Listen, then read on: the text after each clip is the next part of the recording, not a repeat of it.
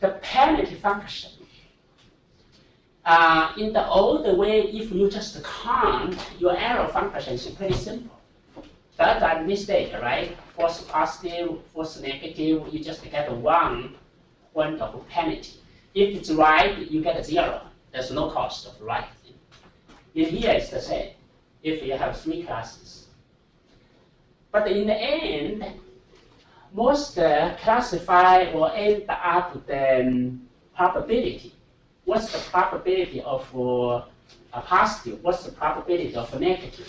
And then all you need is multiply the column, the data column, take the total cost. Common sense. Now, the real reason I want to talk is not because this matrix, this is the default, it's what you use all the time. But what I'm talking about is in the cancer example, this false negative, I give 10 times of penalty. Then this false positive. False positive only costs you money to re-diagnosis. False negative, you make it the risk of dying, right? So cost-sensitive classification, we take the cost into the consideration. The basic idea is we only predict the high cost class. Very confident about the prediction. The high cost class in the cancer example is the false negative, right? False negative costs you huge. The same as terrorists. The false negative will cost you everything. It's not just the false positive, we just need to trace more. The false negative will cost you almost everything because that's your job. Make sense? So you can do in all different ways. The expected cost is really the dot product of the vectoring of a class probability. The class probability, you look at this one, the probability of A is 50%, classability of B is 30%, classability of C is 20%, based on the case, right? Do not have to be 1-1. Could be 10 times here, 1 here, but you normalize 90% here, 10% here, right? Then you dot this value. For the 3 class, you need 2, but for 2 class is nothing to dot. It's just 1 is 0, 1 is 1, and this is 90% times the false negative, and the 10% dot plus the 10% dot false positive. You see, again, it's the weight make a difference. You see, most of the classified model is about the weight, how do you weigh things. But to this, if I put it here, 60%, for 30%, 20%, the mistake here will be this is probability. If I put this is,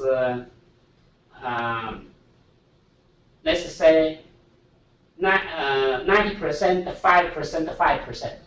And then this mistake will be multiplied by the probability of 50%. And this mistake will be multiplied by 5%. But typically, you know what? But the imbalanced data set is those small probability really is most valuable. You know, when you mining, you're not going to mine the coal, you mine the gold, which is more valuable thing. But it's rare. The rare thing is what you like. So how to calculate that is real algebra. What's a different way to do it? A typical way you can do this. When you train, you just train it. You don't have to wait anything. But after you got your training result, like the naive Bayesian, you already trained the probability of each class.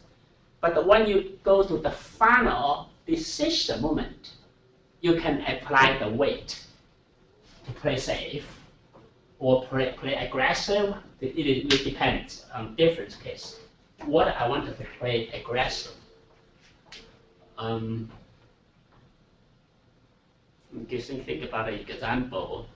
The force positive will be really hurtful.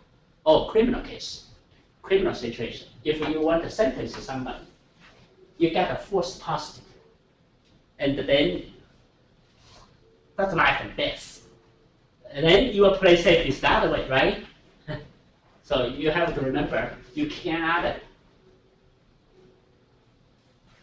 persecute the innocent. So the play safe in the United court is you can let O.J. Simpson get away, but you cannot sentence somebody. That's another way, just the opposite. Then another way, there are sometimes you can prefer cost-sensitive learning. Yeah, most learning scheme that's not perform cost-sensitive learning.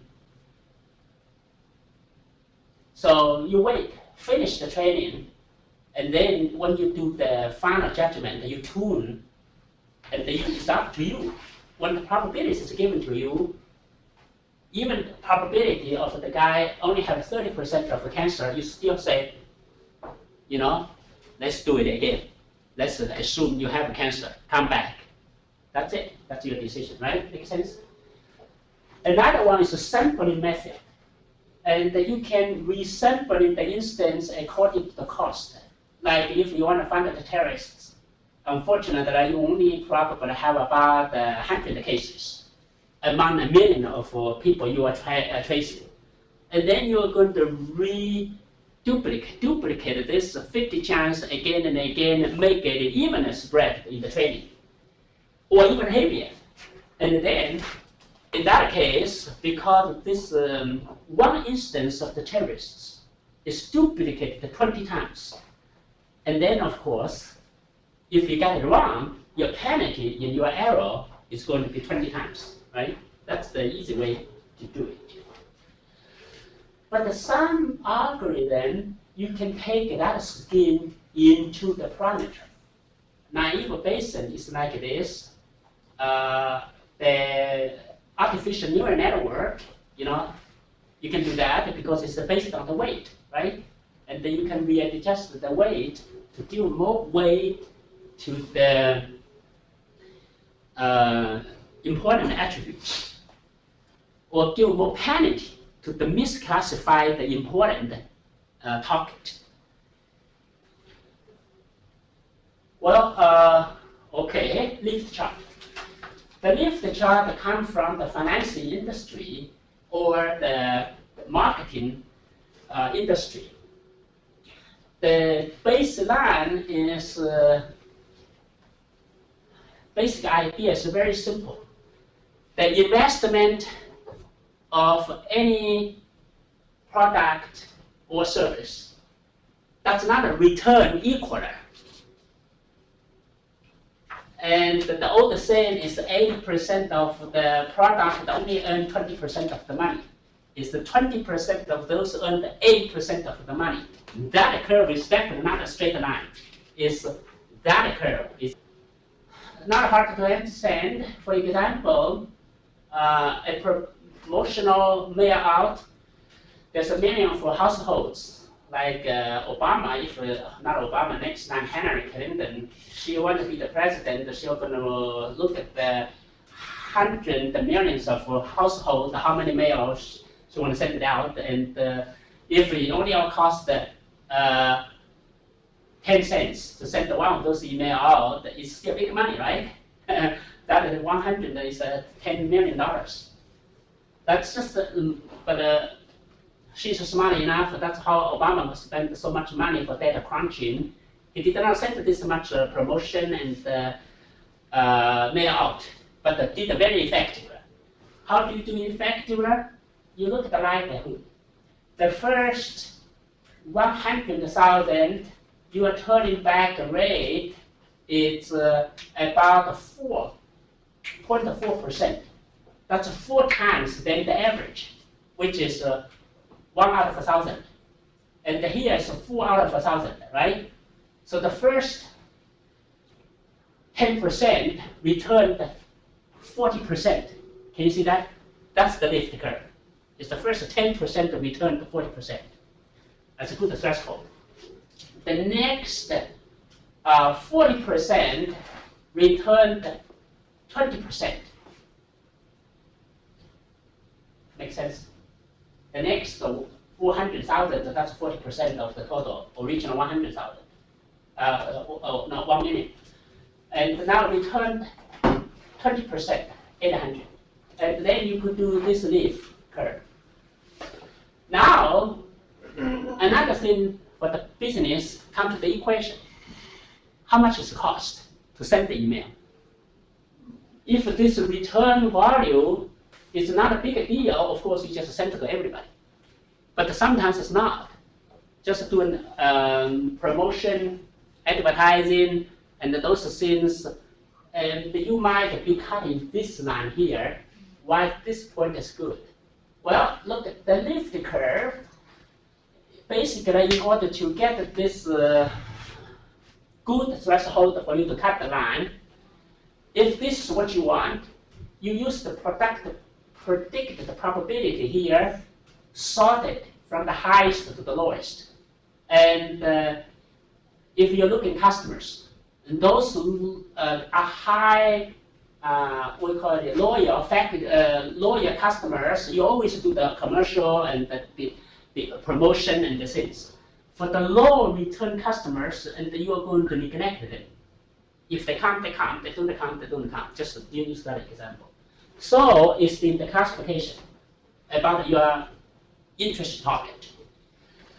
Go all the way down, depends on what size you want. The actual class not necessarily related, because whatever you include in your classification, you always have something out of the box.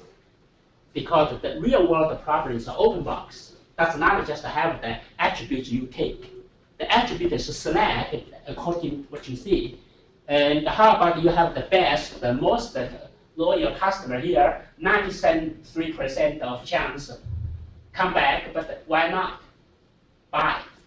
He might just die from accident.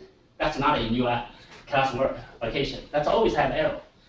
But when you have this, you look at this extra class, in the end, you just cut the line. When you can have the ratio between this positive response to that instance are pretty high. Just like if you have this 80% product earned, at 20% the product earned 80% of the profit, our problem will cut into 20. That's common sense, right?